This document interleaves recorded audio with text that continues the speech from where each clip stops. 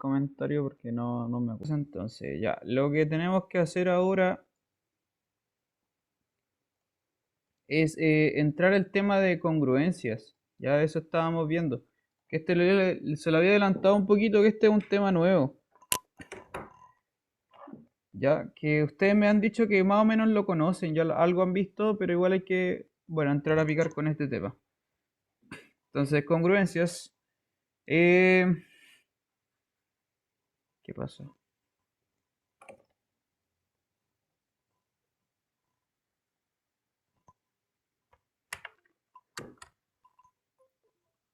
Ahí sí. Congruencias. Ya, bueno, el asunto es que ahora, claro, las cosas ya no son miradas en Z, sino que son miradas en Z módulo M, ¿o no? Z módulo algo. Y por lo tanto, todo lo que uno conoce de Z cambia y se transforma y, claro, deja de ser lo mismo que antes, ¿no?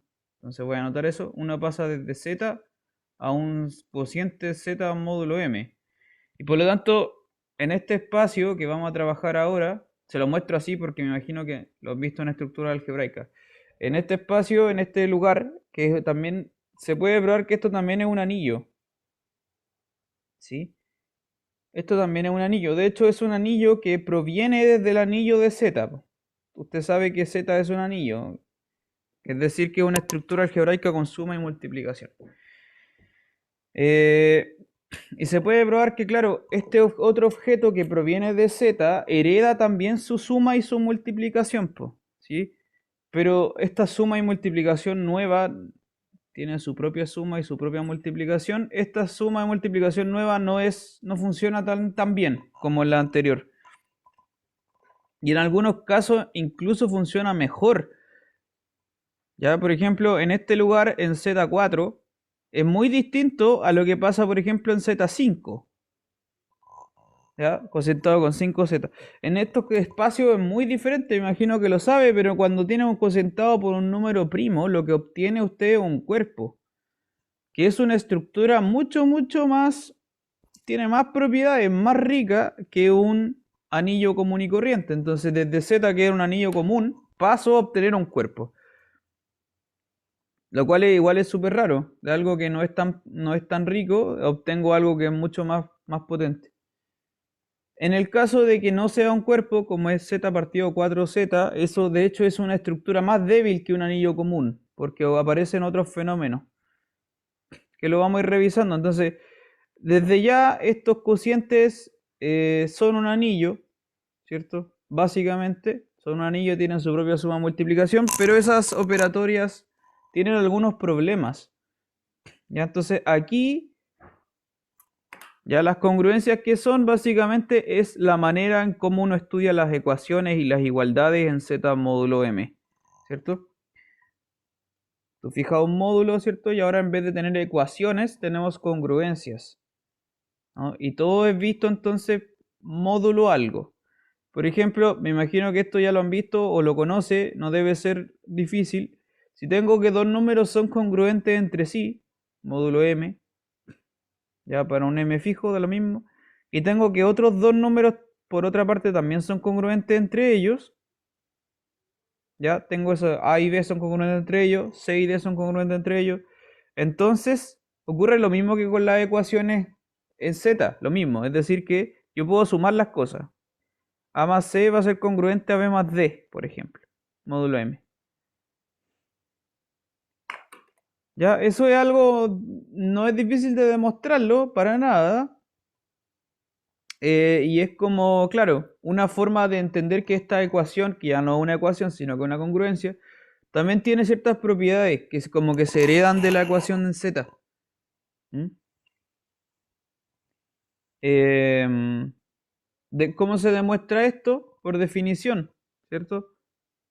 De nuevo, por definición, ¿qué significa? Que esas dos cosas son congruentes cuando el módulo divide a la resta, ¿no? Cuando el módulo divide la resta. Entonces, para demostrar este hecho, tú tienes que pescar las dos cosas, restarlas y ver que eso es un múltiplo de m. También ocurre lo mismo, la demostración es totalmente análoga lo voy a escribir con otro color. Otra propiedad que es compatible con la ecuación común que uno tiene en Z. Que lo mismo, si tú tienes un número congruente a otro y otro número congruente a otro, entonces también los puedo multiplicar. AC es congruente a BD, módulo M, también, ¿ya? Entonces también tiene sentido compatibilizar la ecuación con la multiplicación. ¿Ok?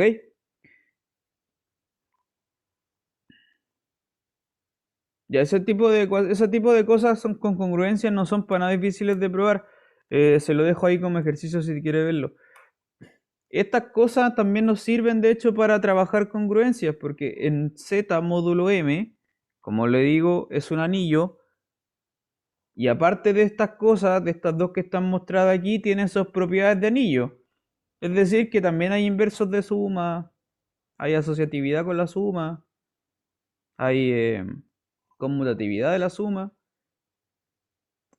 En algunos casos hay inverso de la multiplicación, en otros casos no, etcétera. Ya. Bueno, los elementos, borremos esto. Como usted debe saber, los elementos que viven en Z módulo M, ¿cierto? Las cosas que viven aquí, ¿qué cosas viven acá? Son clases de equivalencia de número entero, ¿cierto? Y por eso típicamente se anotan así como X con una barrita arriba. ¿Qué es esto entonces? Por definición, recordemos, por definición esta cosa es un conjunto, es el conjunto de todos los X más un múltiplo de M.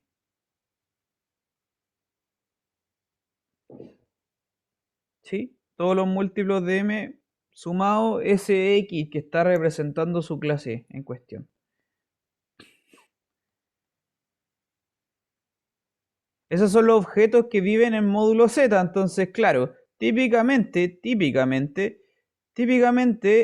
Z módulo M se anota así, como un conjunto de M elementos, ¿no? Que es la clase del 0, la clase del 1, la clase del 2, hasta la clase del M-1. Sí, típicamente se anotan así. Ahora, en primer lugar es un conjunto de M elementos, ¿cierto? Desde 0 hasta M-1, eso me hacen M elementos. Cada uno de esos objetos son distintos entre ellos. Se puede probar, eso no es difícil. Por ejemplo, el 2 y el 3 no son congruentes en módulo 5. Pero perfectamente uno puede anotarlos de otra forma. Uno puede anotarlo así, por ejemplo, ¿no? La clase lo puedo anotar de esta forma, como, qué sé yo, 1, 2, 3, hasta M, por ejemplo. Que es lo mismo de arriba. O lo puedo anotar así, por ejemplo.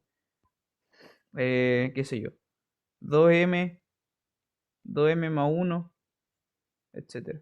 Hasta 2M más M menos 1, por ejemplo. Eso también es el mismo conjunto de arriba, ¿cierto? Lo único que estoy haciendo entonces es representar las clases de forma diferente. ¿Sí? Entonces, ese mismo conjunto claramente se puede escribir de muchas formas. ¿Por qué? Porque las clases se pueden escribir de muchas formas. Estas tres ecuaciones que están puestas aquí son el mismo conjunto, ¿cierto? Son lo mismo. Solo que las representaciones de las clases están puestas distintas. Eso es todo. Entonces, el formato estándar clásico es así. Es el más útil, por varias razones. Ese es el más importante, ¿no? Desde el 0 hasta el M-1. Con esos representantes. Sí, de hecho, eso tiene un nombre incluso, pero no se lo voy a dar porque no es necesario. Esa es su representación más estándar, ¿ya? El módulo M entonces los vamos a considerar los elementos, generalmente los vamos a considerar así. Ya. Entonces, hay que empezar a ver cositas que tienen los módulos M, por ejemplo. Esto es una proposición, no es tan difícil de probar. O por lo menos se la voy a enunciar. Z partido MZ es... No. Sí, tiene divisores de cero, sí y solo si M es compuesto.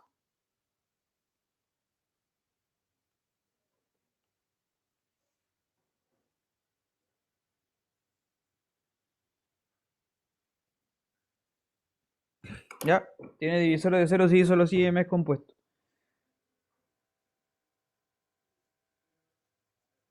Eso es un ejercicio que podría usted intentar demostrar.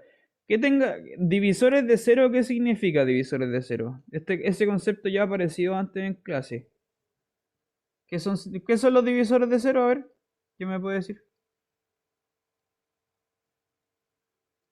Raíces, creo, ¿De ¿no? qué? De la solución, perdón, de la ecuación que serían sus soluciones. No exactamente. Hay, Proposición, ele- esto. hay elementos que no son invertibles. Tampoco es eso. No, no exactamente. Es parecido, pero no es eso. Era de que si multiplico dos clases distintas de cero, ¿Ya? al multiplicarlas me dan cero, ¿no? O sea, Sí. la clase es cero. Sí, eso se llaman divisores de cero. Se llaman divisores de cero porque son cosas que dividen al cero, precisamente, ¿no?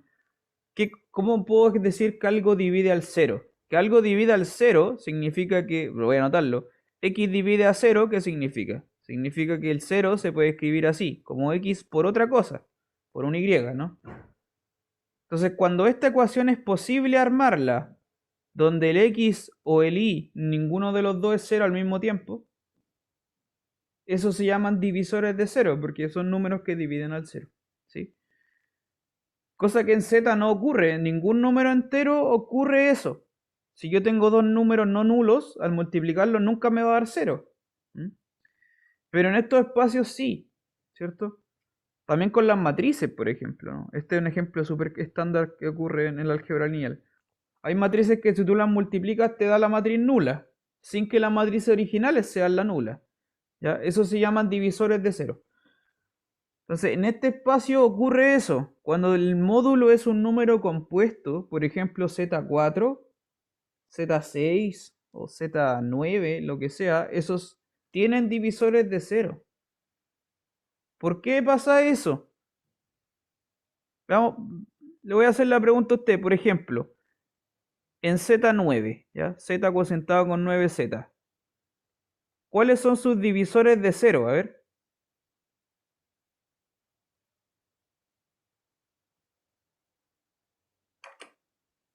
Específicamente para el módulo 9. ¿Cuáles divisores de cero hay?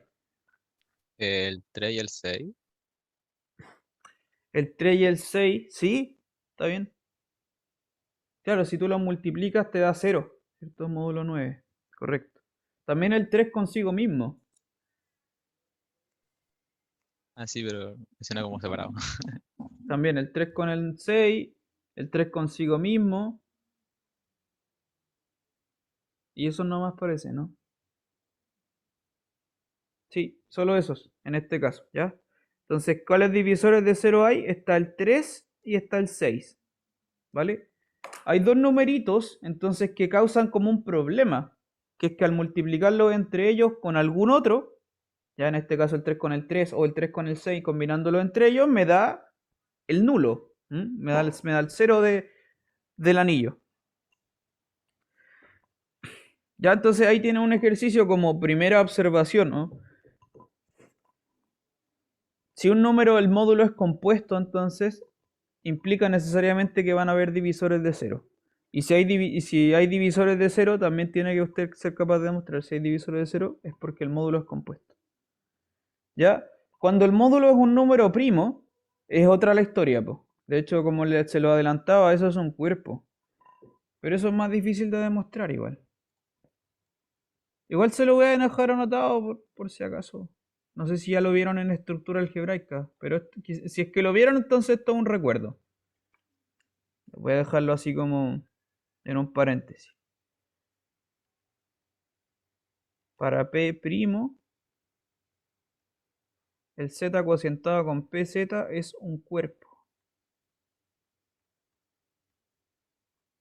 Y un cuerpo es una estructura súper rica, pues, que no tiene divisores de cero, que tiene inversos multiplicativos, se comporta como los reales en cierto sentido, como los racionales.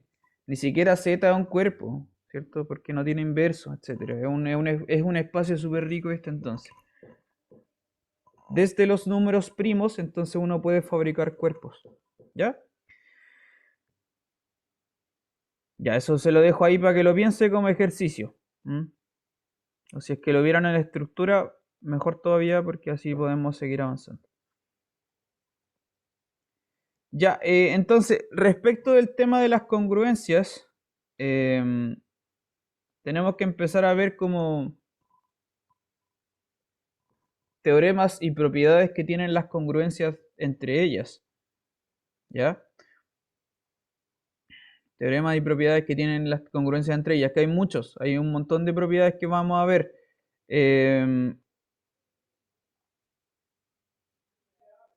Veamos, por ejemplo, espérenme un poquito. Esta es una proposición súper importante. Esta sí la vamos a demostrar. Proposición. Si tú tienes dos números enteros. No voy a tomar un número entero arbitrario. Un entero A se puede invertir, es invertible, módulo M, para algún M fijo, sí y solo sí, cuando tienen inverso los números en módulo M. Y esto responde a la pregunta de cuando el cuerpo es un primo. El primo es un cuerpo. Cuando el primo me da un cuerpo. Cuando los números se pueden invertir en módulo M. ¿Se lo sabe esto? Sí, solo sí que tiene que pasar aquí.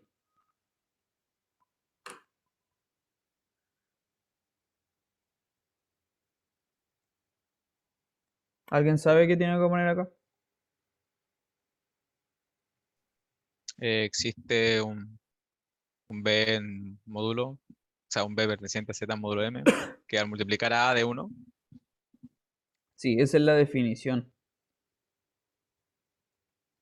Lo que le voy a mostrar aquí es como un criterio para saber cuándo eso se puede hacer, ¿cierto? Vale. Lo que quiero decir está bien. La definición, un número es invertible. Lo que me dice el compañero, está bien. Módulo M. Sí, ¿qué es lo que tiene que pasar? Existe otro número tal que al multiplicar estos dos, ¿cierto? Me da el 1, módulo M.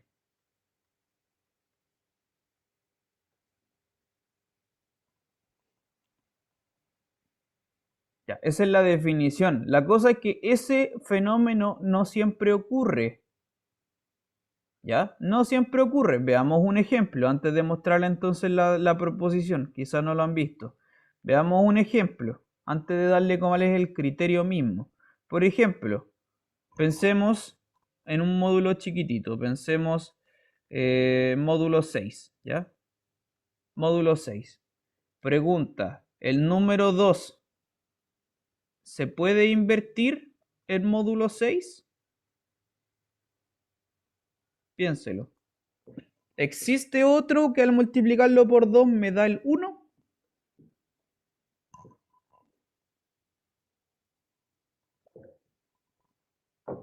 ¿Qué cree usted?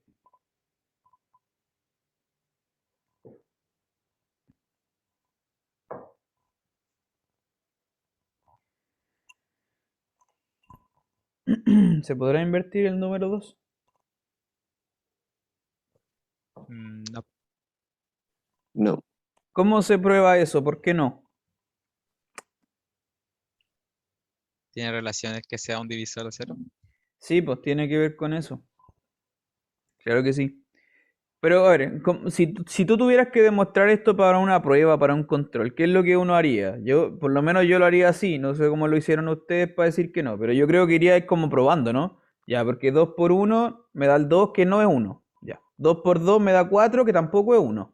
2 por 3 me da 0, tampoco es 1. 2 por 4 me da 2, tampoco es 1. Y así, ¿no es cierto? Como que iría probando con todo, ya entonces ninguno me funciona. En ningún caso 2 por algo me va a dar 1. ¿No? Por eso no es invertible. No sé si lo hicieron así, yo lo hubiera pensado así, ¿vale? Como así como a la mala, básicamente, ¿no? Como ir probando, ir probando, ir probando hasta tener la lista completa de los resultados. Entonces ninguno me da que al multiplicar el 2 por algo me va a dar 1, ni en ningún caso pasa eso. Entonces este es un ejemplo de un número para un módulo concreto donde no se puede invertir, ¿ya? Pero por ejemplo, otra pregunta, el 5 ahora, ¿es invertible? Misma pregunta. Pero ahora con otro número, el 5, ¿se puede invertir?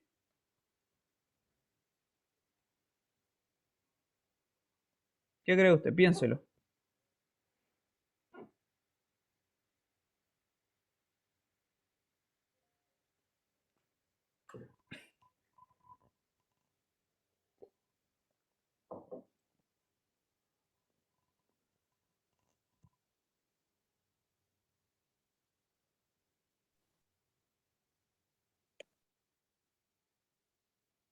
¿Se puede invertir el 5, no?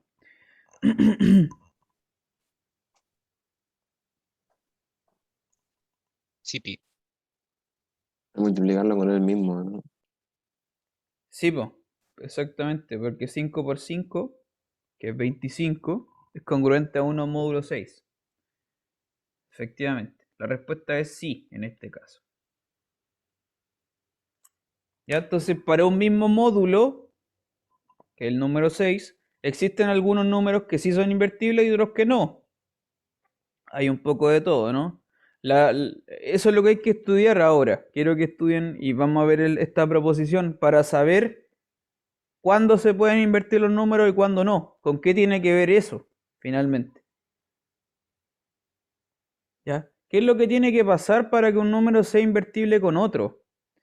Lo que tiene que pasar tiene relación con los divisores de cero, con lo que le mostraba recién. ¿Por qué el 2 no es invertible? Porque el 2 es un divisor de cero. ¿Sí? ¿Por qué un divisor de cero? Porque si tú multiplicas el 2 con el 3, ¿cierto? Me da 0. Entonces es un divisor de cero.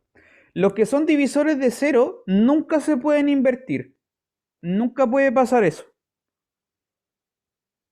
Y viceversa, los que son invertibles nunca son divisores de cero, son como casos excluyentes. ¿Vale? Anote eso por algún lado porque es importante ese fenómeno. Son dos cosas como opuestas entre ellas, los divisores de ceros con los invertibles.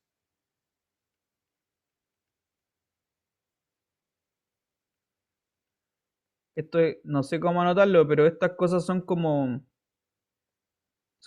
enemigos, ¿ya? Versus los invertibles.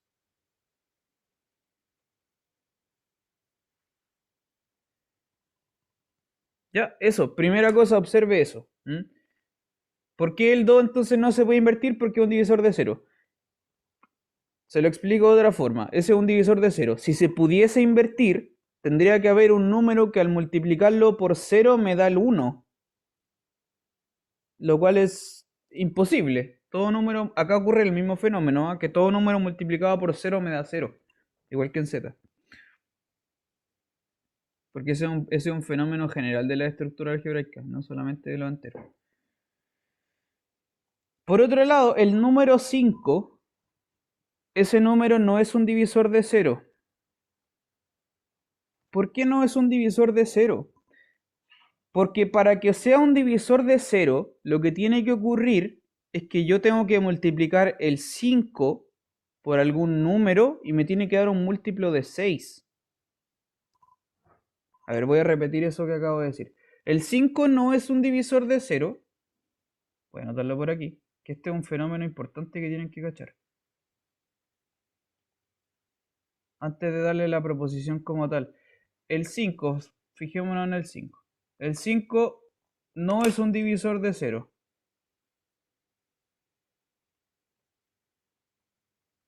¿Por qué no es un divisor de 0?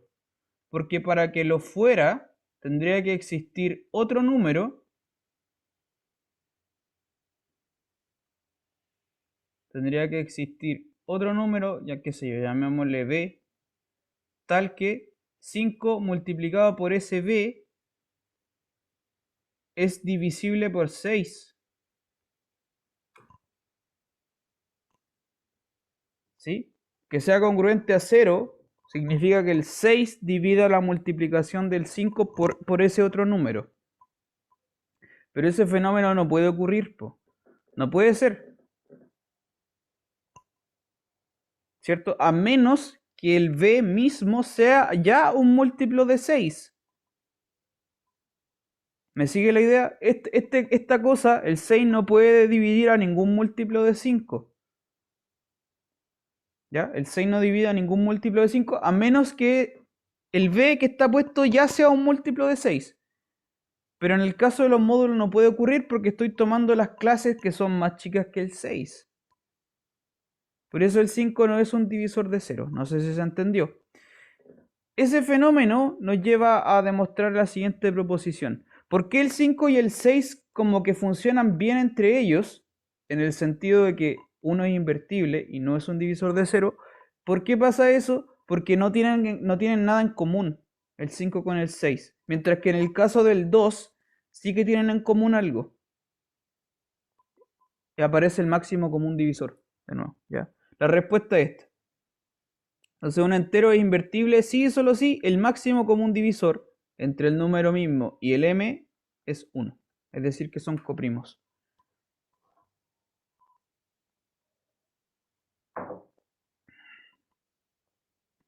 Vamos a demostrar este fenómeno, ¿ya? Los números que son invertibles, entonces, módulo m, son los que son coprimos con el módulo. Solamente esos. ¿Ya? En el caso del ejemplo, claro que el 2 y el 6 no son coprimos, claramente no, y el 5 y el 6 sí. Esa coprimalidad, que no hayan factores en común, influye un montón para la inversión. Cuando hay factores en común, tenemos divisores de 0, de hecho.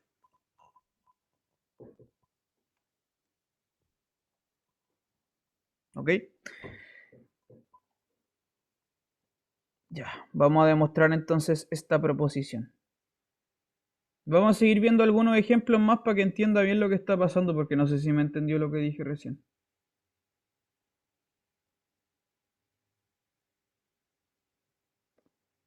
Ya, demostración de esto.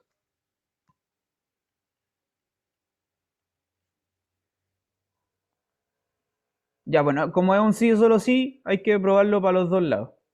Ya, ¿cuál cree usted que es más fácil de demostrar?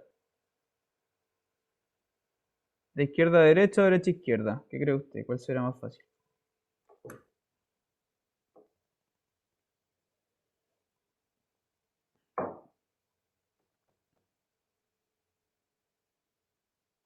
Esto hay que probar que si es invertible, entonces es coprimo. Y viceversa, si es coprimo, entonces es invertible. ¿Cuál será más fácil?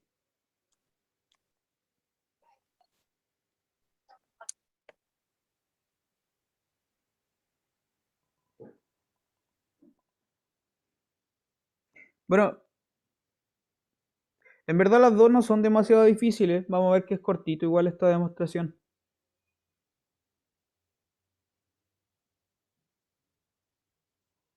Ya, empezamos entonces. Ya, vamos a asumir de izquierda a derecha. Vamos a asumir entonces que el número sí se puede invertir y veremos que es coprimo con el módulo, ¿ya? Entonces, asumimos en este caso, ¿cierto? Que A es invertible. De nuevo, entonces, por definición, ¿qué significa eso? Que existe otro número que al multiplicarlo por A me da 1. Existe, llamémosle B, un número entero, tal que A por B es congruente a 1 módulo M.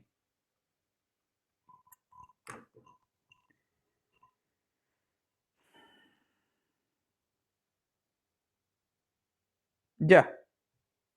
¿Cómo demuestro entonces que es coprimo el A y el M? A ver.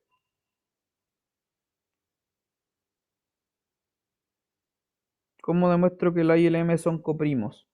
¿Cómo lo haría usted? Esto podría dejárselo de ejercicio también.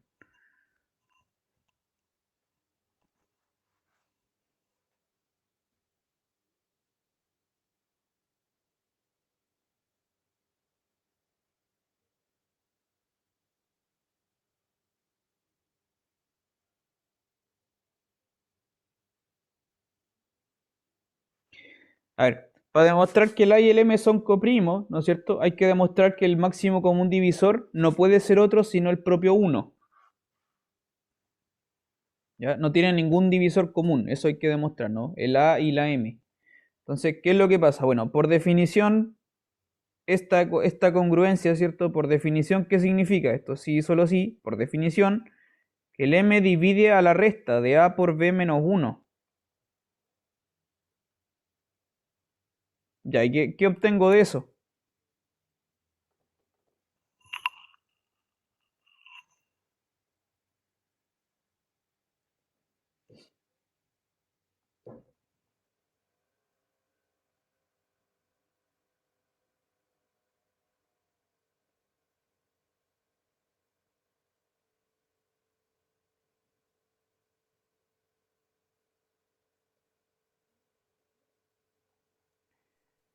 Por lo tanto, M no puede dividir a B al dividir a su antecesor. No Que puede dividir A a B. Ya, está bien. Ya, me parece bien, sí.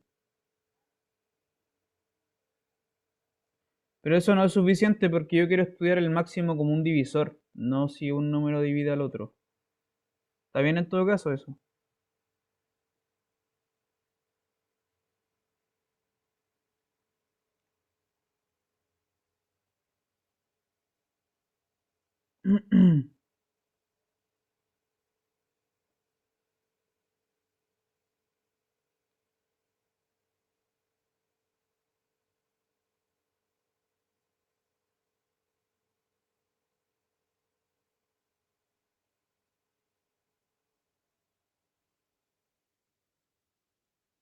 ¿Alguna idea? No, no pasa nada.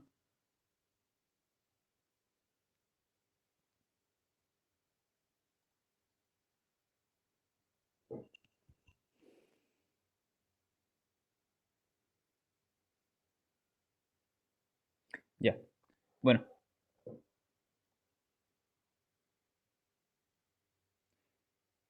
Tiene que intentar demostrarlo esto como se le ocurra. O sea, mira, ¿a qué me refiero? Podríamos tratar de pensarlo quizás por contradicción, quizás con esta herramienta de lo que está hablando el compañero, porque si el m divide a la resta, entonces puede que no divida la A por B. Si asumimos por contradicción, quizás que esto pueda resultar, quizás por contradicción, asumir que el máximo común divisor es más grande que 1, entonces tengo un número que divide al A y divide al M. Podríamos probar por ahí, veamos por ese lado, quizás no resulte, quizás sí, probemos. Supongamos, por contradicción, quizás no ayude, que este numerito es mayor que 1. ¿Ya? Veamos qué pasa en este caso. Entonces, por definición, llamémosle D, típicamente, pongámosle D. Ya. Entonces, por definición, que cumple como es un divisor común, este lo quito, el D divide al A y divide al M. ¿Ya? Pero si divide al M, entonces divide al A B menos 1.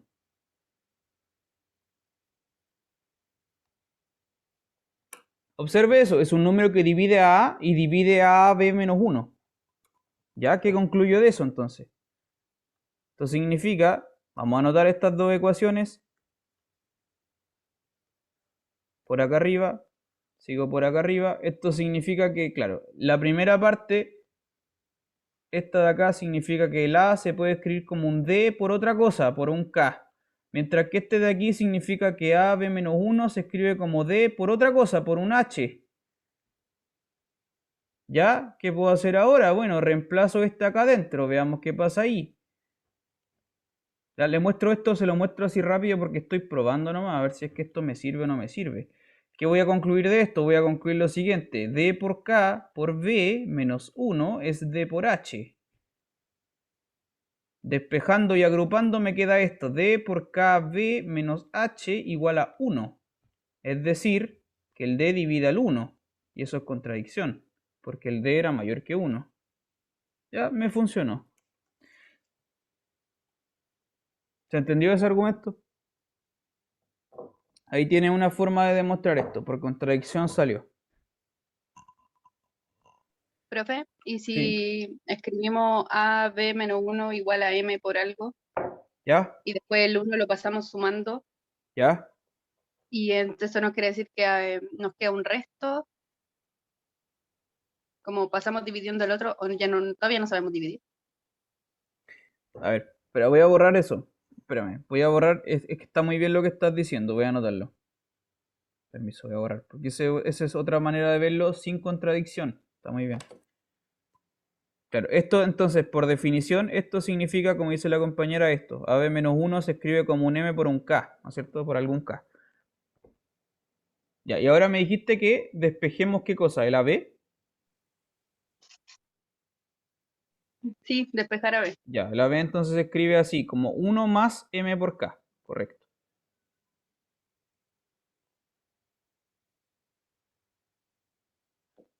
Eso está muy bien hasta el momento, ¿ya? Eso está, de hecho, está muy bien. ¿Cómo demuestro ahora con el máximo común divisor? Observe lo siguiente. Se lo voy a dejar escrito de esta forma. Porque esta es otra forma de demostrar este mismo resultado. Mira, lo voy a escribir así. A por B más menos M. No, lo voy a anotar así. Menos K por M igual a 1. No, mentira, lo voy a anotar así. M por menos K, ahí sí.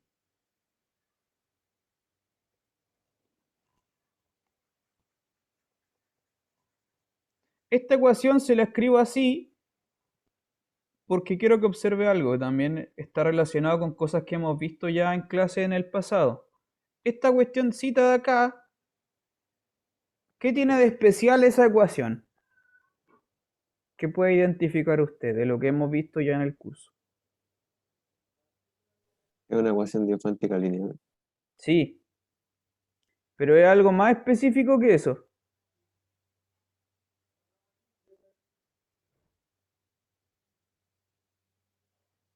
¿Se acuerda cómo, con qué tenía que ver el máximo común divisor?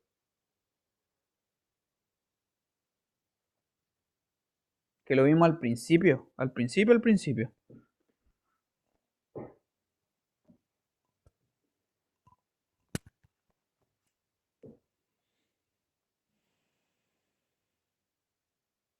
¿No? ¿No pasa nada? Ese Dígame. tipo era AX más BI igual 0, creo que era. No, es No, AX más BI igual a D. a eso, D. Sí.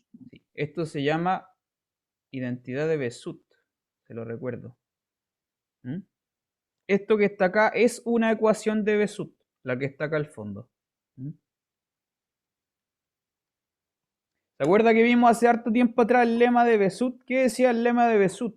El lema de Besut, de nuevo, por si no se acuerda, el lema de Besut decía que si tú tienes dos números cualquiera, ¿cierto? Estos dos números cualquiera se pueden como descomponer para escribir el máximo común divisor en términos de los dos primeros con una combinación lineal. Esto es lo que está pasando acá. Tengo los dos números, tengo el A, tengo el M. Escribí una combinación lineal, que en este caso el B y el menos K, y obtuve el 1. ¿Ya? Eso implica, de hecho también por la identidad de Besut, eso implica que el 1 es el máximo común divisor. ¿Ya? Esta es como una manera de demostrar este teorema sin la contradicción, como demostración directa. Esto implica que el máximo común divisor es 1. entre A y M. ¿Ya? Por Besut, ¿ok? Esa es otra forma de ver esta demostración. ¿Alguna pregunta? ¿Tiene alguna consulta?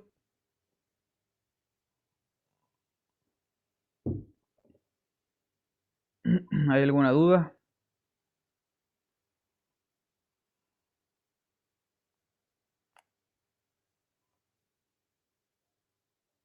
Profe, ¿y eso solo por Besut?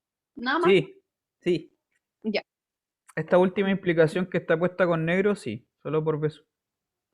Ya. Ya, lo que pasa es que se lo explico quizás de otra forma, algo cortito. Lo que pasa es que si tú tienes una combinación lineal, tienes dos números, ¿cierto? Tú fijas dos números, A y B, y tomas las combinaciones lineales entre ellos, ¿ya? Donde la X y la Y se mueven libres. Ya, piensa en esa situación. Toma estas combinaciones lineales donde el X y Y son libres. Entonces esto me va a dar una pila de números, infinitas posibilidades. ¿Mm? Si uno pesca este y tomas el más chico, pero positivo, esto me da el MCD. ¿Ya? Eso es una cosa que es como el Besut inverso, que es lo que estoy ocupando acá. ¿Mm? Lo conversamos en algún tiempo atrás, hace harto rato, pero eso es un poco técnico. Bueno, no importa. De todas formas lo vamos a ocupar aquí, que es como la identidad de Besut, quizás visto al revés. Ya, demostremos la otra flecha para el otro lado. Ahora asumimos que el máximo común divisor es 1 y tenemos que demostrar que el A es invertible módulo M. Ya, derecha, izquierda. Entonces asumimos ahora que este máximo común divisor vale 1. ¿Cómo demuestro que el A es invertible ahora?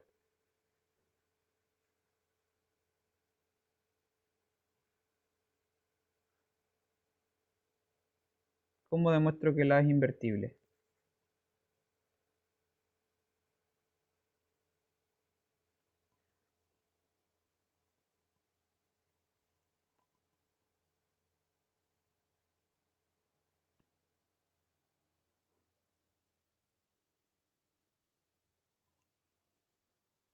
¿Puedo ocupar el lema de Besut? Veamos qué pasa con el lema de Besut. Por Besut de nuevo.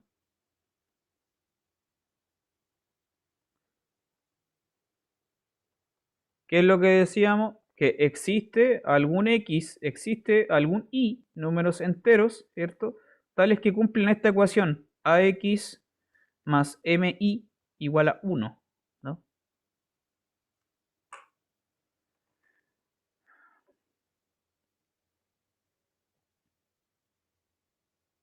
Ya, ¿qué deduzco de esto?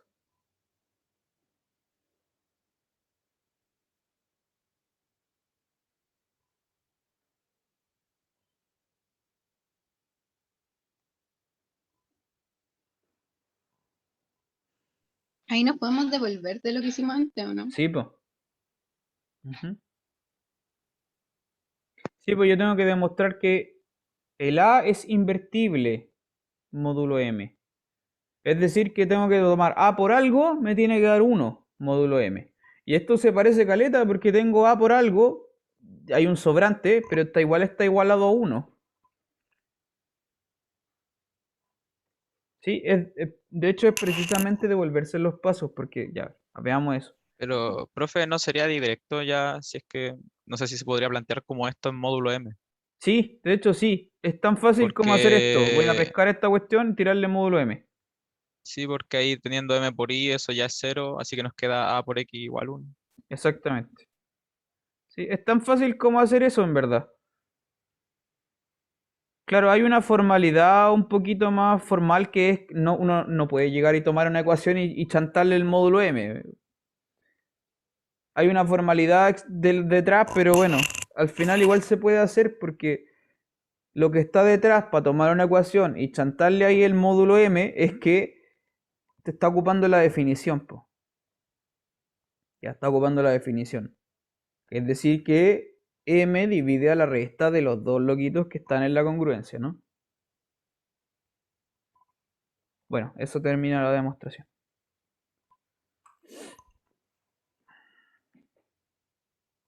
¿Alguna consulta, pregunta?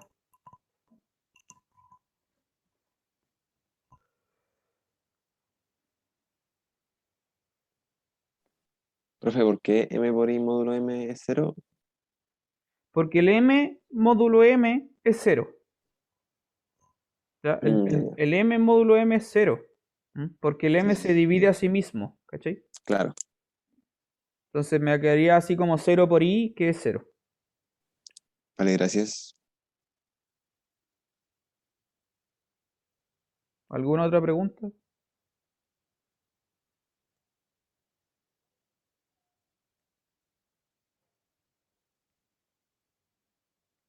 Por mi parte, todo aquí. Ya.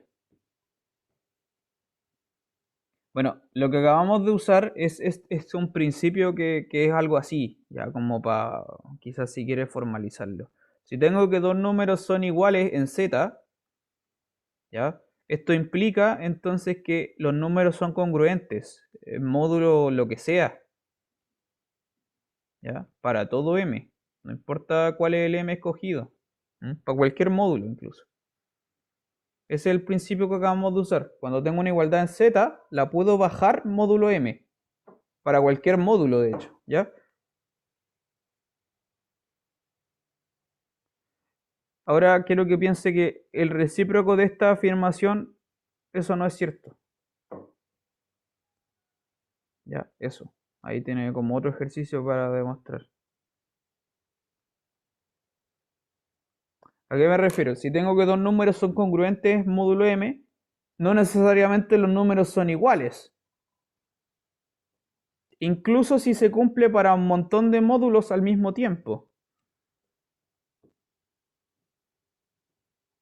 Ya, ahí entra en juego un ejercicio que es súper interesante.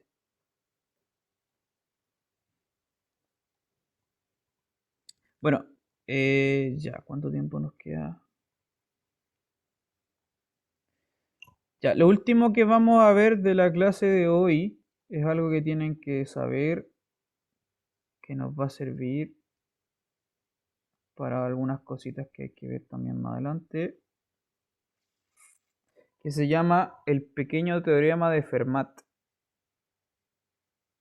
¿Conocen a Fermat?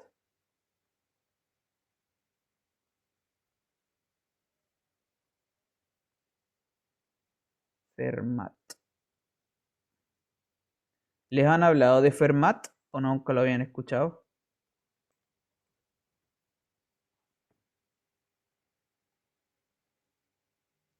¿No? ¿No conocen a Fermat? ¿En estructuras nunca le hablaron de Fermat?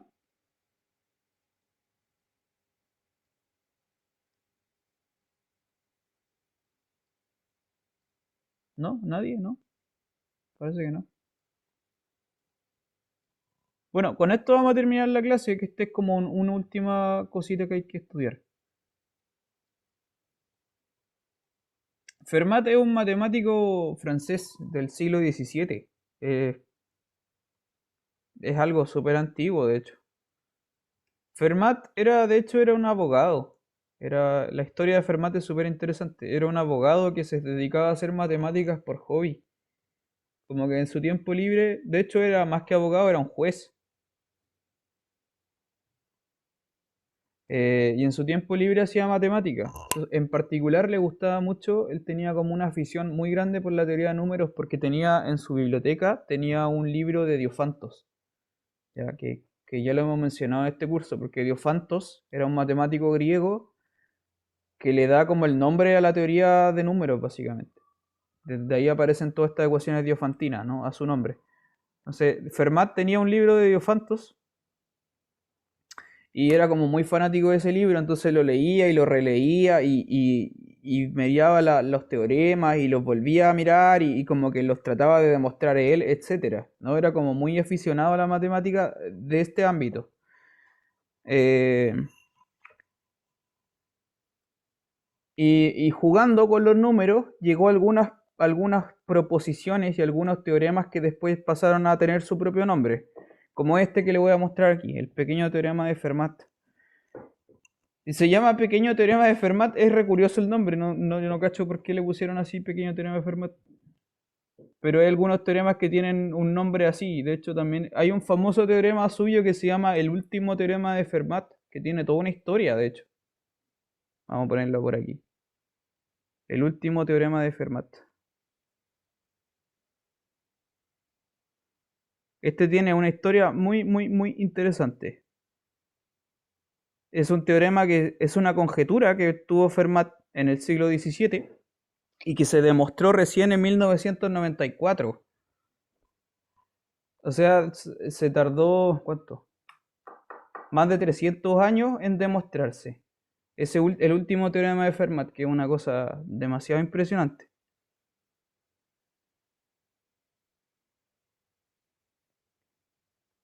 Estos son de los grandes problemas que la matemática tomó siglos en demostrar, pero más de 2 siglos, una cosa, más de 3 siglos incluso. Bueno, el pequeño teorema de Fermat consiste en lo siguiente. Lo vamos a ver con algunos ejemplos igual, para que lo entienda. Consiste en lo siguiente, si tú tienes un número, vamos a ver un ejemplo, ¿vale? Vamos a ver un ejemplo. Tomemos, por ejemplo, y de ahí le enuncio el teorema. Tomemos, por ejemplo, el módulo 11. Ya, tomemos el módulo 11 y... a ver. Y tomemos un número A, que en este caso lo vamos a fijar como el número 5. ¿Ya? Para ver un ejemplo concreto. El módulo va a ser 11 y tomamos un número 5. Quiero que hagan lo siguiente. Vamos a hacer una lista de números que son las potencias de 5. Módulo 11. ¿Ya? Eso vamos a hacer ahora. Es decir, voy a tomar el 5 elevado a 1.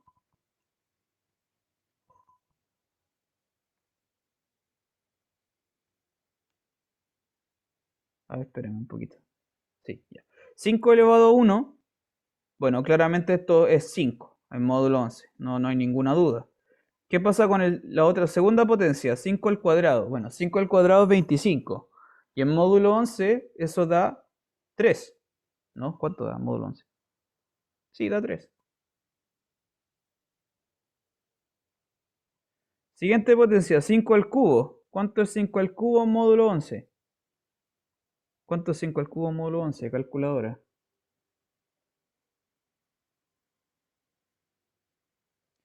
Esto es 125. ¿Cuánto es eso? 4, ¿no?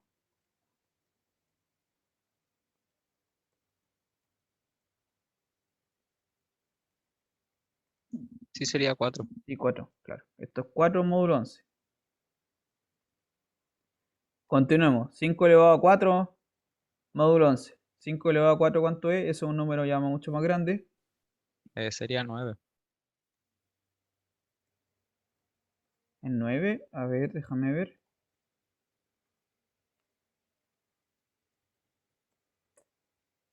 Sí, tienes toda la razón. Esto es 9 módulo 11.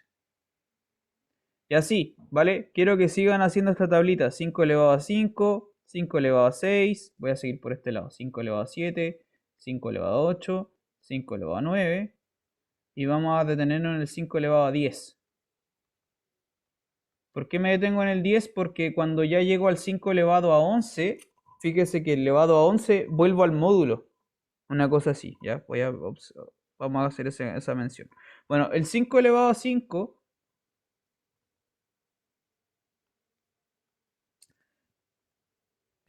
podríamos ver eso. ¿Cuánto da 5 elevado a 5?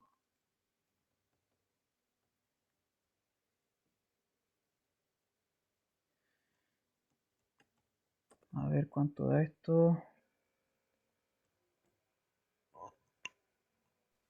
Creo que sería 1. 1. Sí, yo igual creo que vale 1.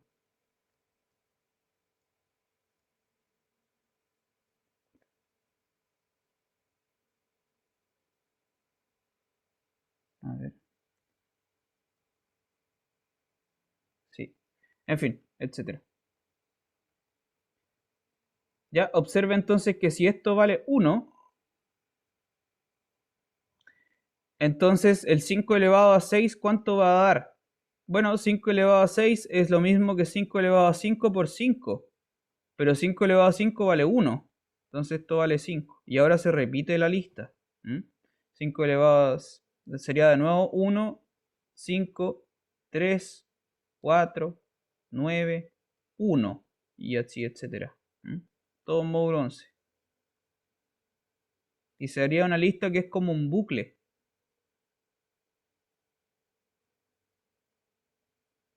El pequeño teorema de Fermat consiste en esto, en tomar números e ir mirando las potencias de ese número cuando lo miro en módulo algo.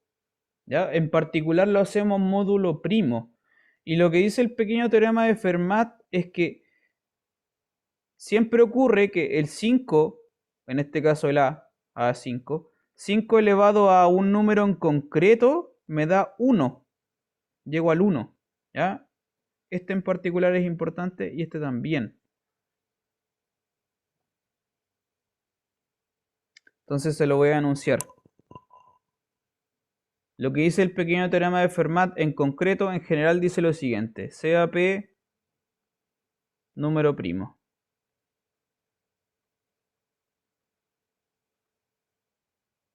Y sea A un número entero, pero que no es divisible por el número P.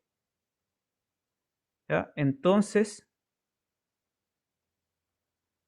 el pequeño teorema de Fermat dice que A elevado a P menos 1 es congruente a 1 en módulo P.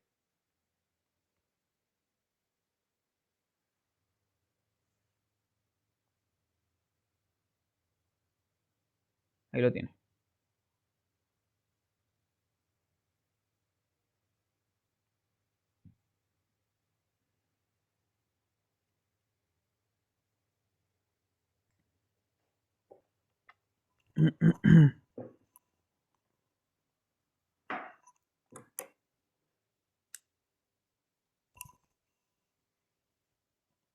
¿Ya? Entonces, si tengo un número primo y un número que no es divisible por ese primo, cuando yo tengo el número elevado a la potencia del primo menos 1, eso me da el 1. Me da el neutro multiplicativo módulo P. Y esta cosa tiene algunas consecuencias. La demostración no creo que alcancemos a verla porque no es tan corta, así que la vamos a dejar para el miércoles, pero le quiero mostrar un ejemplo, algo muy simple. Por ejemplo, piensen en este ejemplito. Si yo quiero tomar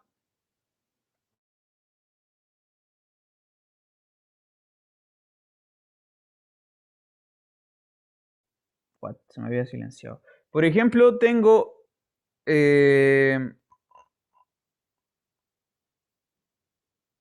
imagínense que usted quiere dividir este número, el 3 elevado a 2000.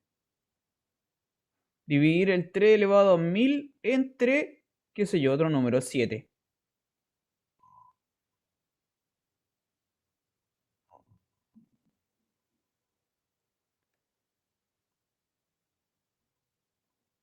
¿Ya? Imagínense que usted quiere tomar ese número gigantesco, el 3 elevado a 2000, y lo quiero dividir por 7. Eso un computador no lo puede hacer, a menos que sea un computador muy bueno, porque el 3 elevado a 2000 es demasiado, demasiado grande.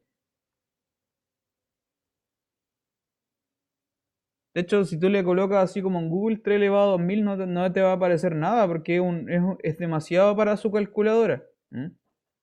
Es un número ridículamente gigante. Pero aún así, si tú quieres dividir ese número por 7, se puede calcular el resto de la división.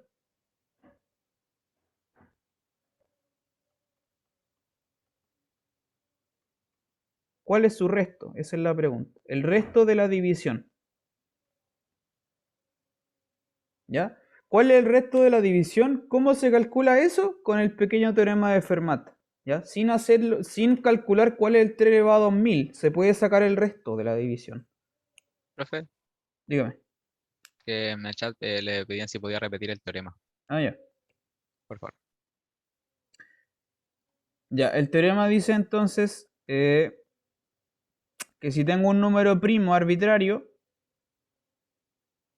y tengo un entero cualquiera, que no es divisible por el primo, en el ejemplo el primo era el 11 y el A era el 5, ¿cierto?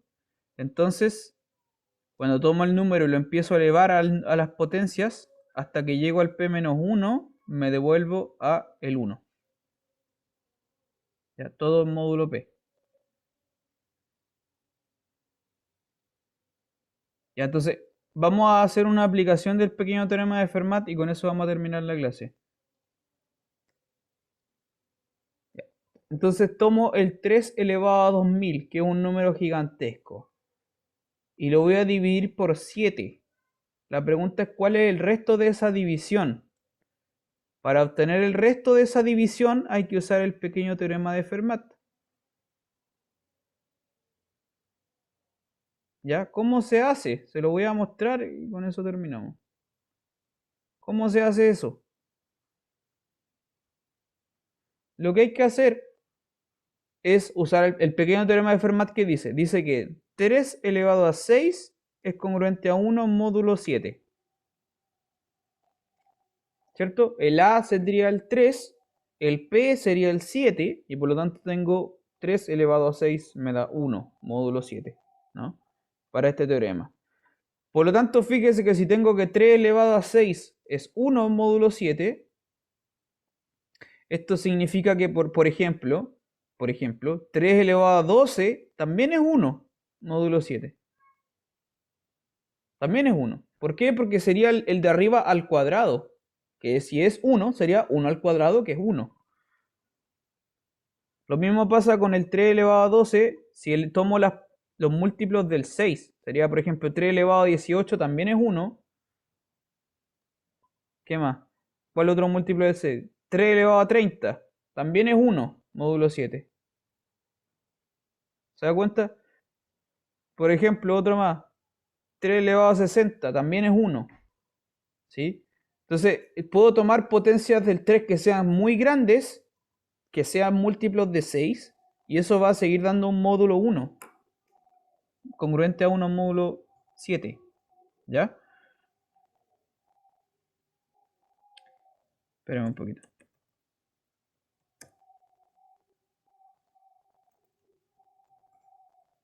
Entonces, fíjese, en particular, fíjese que si yo tomo, no sé si eso se entendió, pero en particular, si yo tomo 3 elevado a 333, ¿cuánto es eso? Perdón. 333 por 6, ahí sí. 3 elevado a 333 por 6, usted puede sacar el cálculo, 333 por 6, ¿cuánto da eso? Da 3 elevado a 1998. ¿Ya? Y esto será 1, módulo 7. ¿Por qué vale 1? De nuevo, porque yo sé que el 3 elevado a 6 es 1. Entonces estoy tomando una potencia del 3 elevado a 6, que es tomar una potencia del 1. Esto implica, si el 3 elevado a 1998 ya es 1, significa que el 3 elevado a 2000, que se puede escribir como por propiedad de las potencias como 3 al cuadrado por 3 elevado a 1998, esto es congruente a 3 al cuadrado, o decir 9 por 1, módulo 7. Lo cual da 2.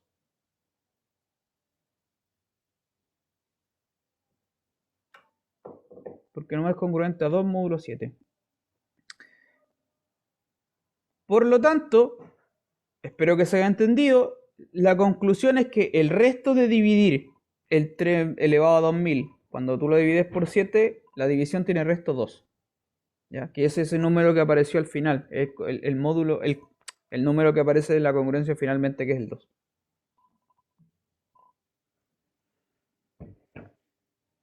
¿Se entendió eso? ¿Alguna pregunta?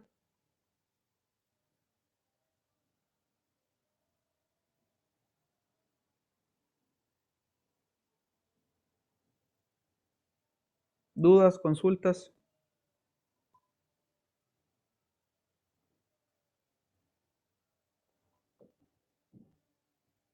Vamos a anotar Todo entonces bien, profe. la respuesta. ¿Cuál es el resto? La respuesta es 2. Todoroki. Ya.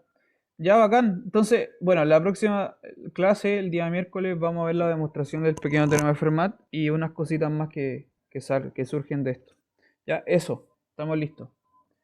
Nos vemos el miércoles. Que estén muy bien. Chao, chao. Adiós. Chau, chau. Cuídense todos. Igualmente.